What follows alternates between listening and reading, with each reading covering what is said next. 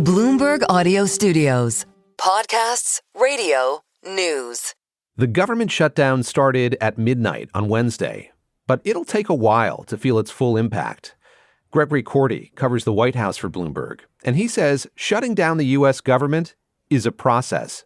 Actually coming into work on Wednesday morning, there's more traffic in D.C. than there's been in a long time in this sort of post-COVID world that we're in, because federal workers who have been working from home have to come in to shut down the government, lock away their files, put their out of office on, meet with their boss one last time, make sure everything's set before they can go back home and be furloughed.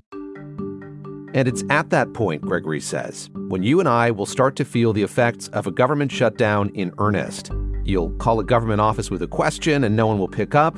Some scientific research will stop. And some agencies that collect and disseminate data will stop doing that vital work.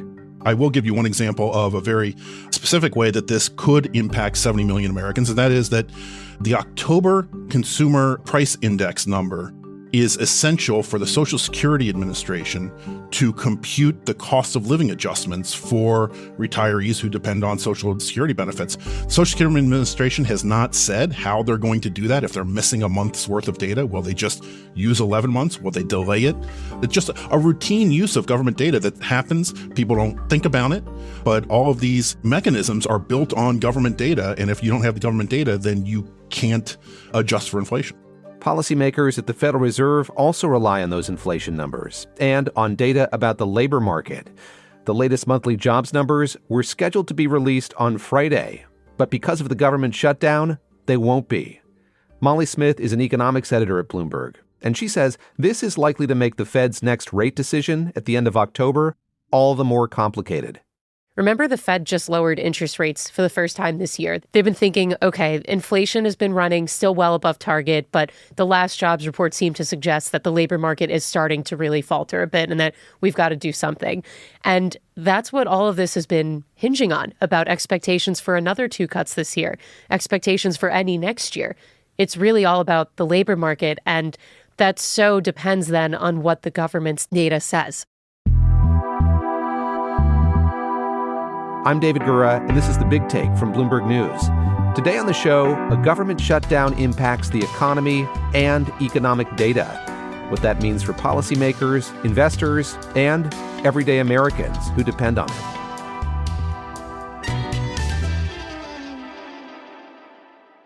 The last government shutdown started in December of 2018, and it lasted for 35 days. Donald Trump was the president. And there's been a string of them, more than a dozen shutdowns since Ronald Reagan was in the White House. But when I sat down with Bloomberg's Gregory Korte and Molly Smith, Gregory told me this one is unique. It feels different for a number of reasons. One is we've seen more political polarization. We have Congress as closely divided as it's ever been in its history, just in terms of the division between Republicans and Democrats. But it's also different because this is a Trump shutdown in his second term where President Trump has decided to do things a little bit differently. And so this shutdown, he has threatened to not just furlough federal workers, but look for ways to fire them. In the first hours of the shutdown, the Department of Transportation uses an excuse to freeze $18 billion worth of infrastructure funding for New York City on the pretext that, well, we don't have the Department of Transportation contracting officials that can release this money.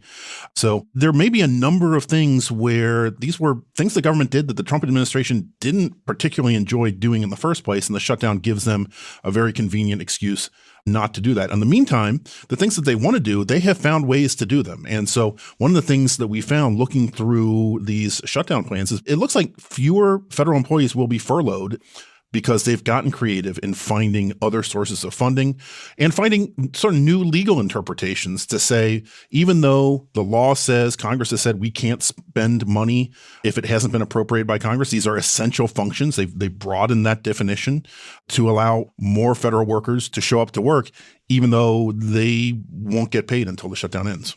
Molly, it's at moments like this one when I think a lot of Americans become acquainted with or reacquainted with all that the federal government does and how it interfaces with their lives.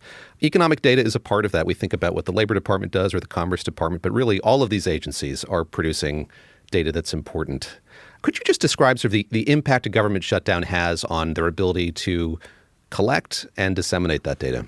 So this totally ceases operations across these federal agencies, and we've seen that in the most recent contingency plans that the departments released going into this shutdown. So for the Bureau of Labor Statistics, which is housed within the Labor Department, this is the one where we would get the employment report from every month, where we would get the main consumer price index. That's the key inflation gauge that we look to every month. These reports will not be coming out on time as scheduled. All of these data releases are going to be delayed, including the upcoming jobs report that was supposed to be scheduled for this Friday. So it really just casts an even bigger cloud over the state of the economy right now, because federal data is really regarded as the gold standard for how to gauge what's happening in the economy. Could you just sort of help us understand how these economic data are used across the economy broadly? Yeah. So the big one, obviously, for people who listen to Bloomberg is going to be whatever the Federal Reserve has to say. So everyone's really wondering then if this shutdown does last into those latter stages, that we have a Federal Reserve meeting at the end of this month. Will they have the latest jobs report by then? Will they have the latest CPI by then? Will they have everything else that the BLS puts out, that the agencies within the Commerce Department, like the Census Bureau and the Bureau of Economic Analysis, puts out? We just don't know yet. But it affects everyday Americans too. You know, economic data is, maybe it's not something that regular people are using day to day, but in certain industries and business planning, in really all levels of government, in all levels of decision and investment making, this is so crucial. A lot of people who work in construction or urban planning would want to know what kind of estimates there are if you were trying to do some kind of new residential or commercial construction project, for example, and you want to gauge what the local demographics are like to see, well, if we're going to be building an apartment complex, who lives in this area? What kind of wages do they make? What kind of commute do they do to work? This is all things that federal data point us to. Gregory, I know you've been sifting through contingency plans that we've seen from OMB, the way that the federal government is thinking about how this shutdown might unfold.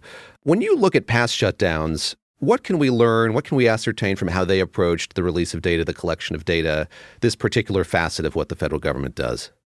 Well, one thing that's different this time is this is the first shutdown that we've had since the Obama shutdown of 10, 15 years ago that has happened at the beginning of a fiscal year. And so we all know the jobs data comes out the first of the month. The last time we had a long shutdown, it was over the holidays. It was kind of sleepy. That was pre-COVID. I don't think the Fed was watching the jobs numbers quite as closely as they are this time around. And so, frankly, a lot of federal data didn't come out in previous shutdowns, and people didn't miss it quite as much. It's as much about this economic moment that we're in as it is about the shutdown.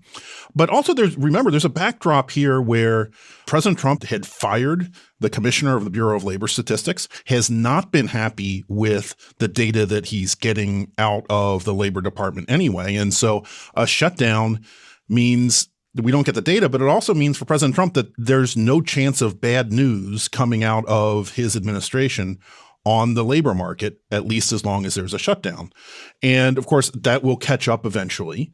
And those jobs numbers that we get when we do get them will include a good number of maybe 750,000 federal employees who will be unemployed during that stretch, not to mention maybe another 150 or more federal employees who took the deferred resignation program that expired at the beginning of this fiscal year as of Wednesday.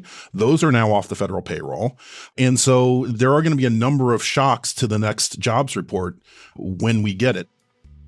Coming up, what it'll mean for the Federal Reserve specifically, not having new data on the U.S. economy, and what policymakers, economists, and investors will rely on instead of those government reports.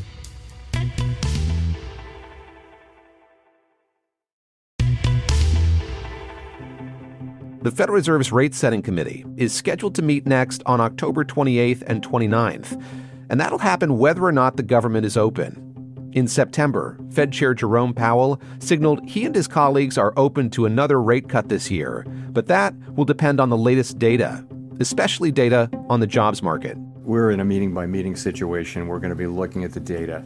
The Fed has been dealing with policy uncertainty, whether it should cut rates and if so, by how much. But it's also been facing personnel uncertainty. On Wednesday, the Supreme Court, which also stays open during a government shutdown, said President Trump can't fire Fed Governor Lisa Cook immediately. The court will hold oral arguments in January. I asked Bloomberg's Molly Smith about how the Fed is handling all of this uncertainty.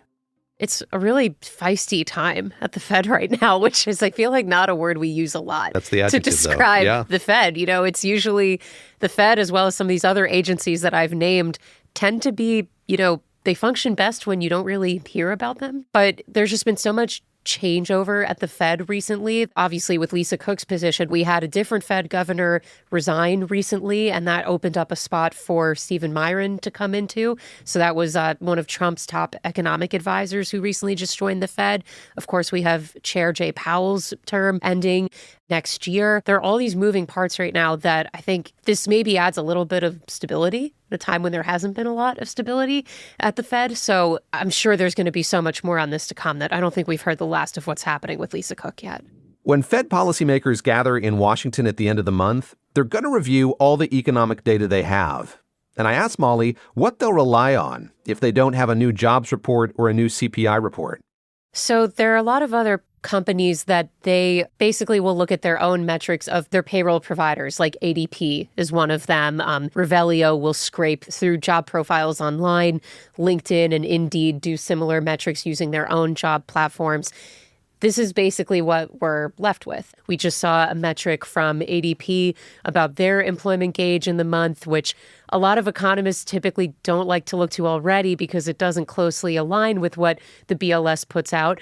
And then on top of that, they had some issues adjusting the data this time around, so that made it even more difficult to interpret. But there are some other sources that compile announcements on layoffs. So I would say it's most expansive on the labor market side. There are a few on the inflation side, too. We do get some others on consumer spending.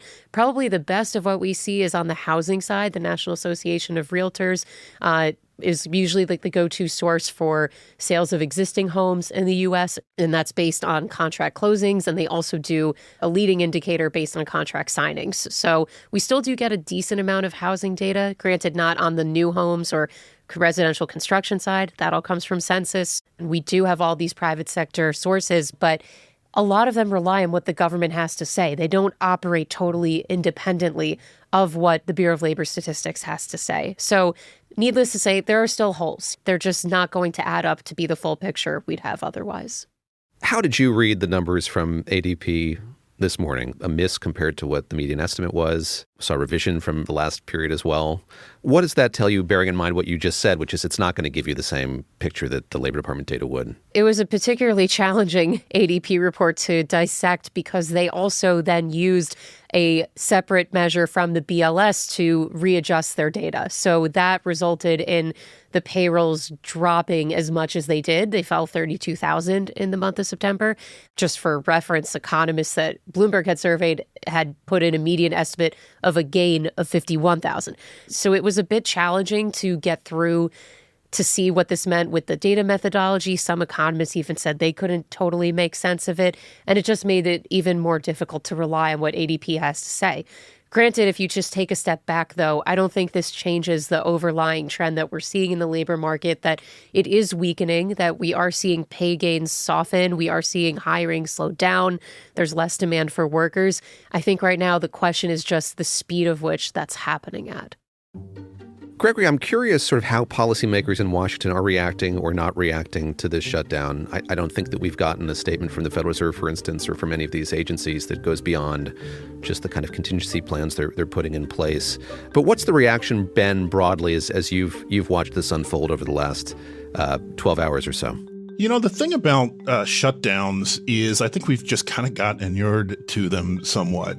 This is a case where we have Congress unified control by Republicans. We have a Republican president, but Republicans don't have that supermajority in the Senate that allow them to get past a possible Democratic filibuster. It's a symptom of our polarization, but also some very strong personalities here with Chuck Schumer and Hakeem Jeffries and President Trump. We need to stop these premiums from going up dramatically. We need to do it now. We're in the midst of an incredible crisis, a healthcare crisis that Republicans have caused. Is there going to be a government shutdown? Could be, yeah, because the Democrats are crazed. They don't know what they're doing. They are dug in, and it's very difficult to see where the off-ramp is. This is a game of chicken. Molly, to borrow a phrase from Gregory here, inured. Is Wall Street likewise inured when it comes to these shutdowns, or are we seeing markets react to prospect of this unfolding differently, the prospect of there being perhaps massive layoffs that unfold during the course of this shutdown? You know, I was going to piggyback on that point anyway, because this is just like something we're all just like, oh, okay, here we go again.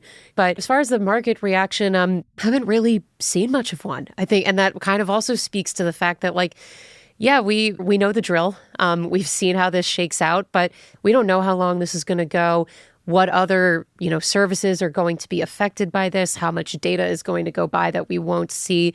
So I think it's still a little early just to gauge how Wall Street's feeling about it.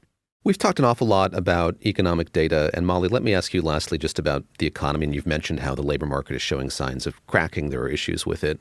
As Gregory brought up, there is the very real prospect here that we won't just see furloughs, we're going to see layoffs as a result of this shutdown.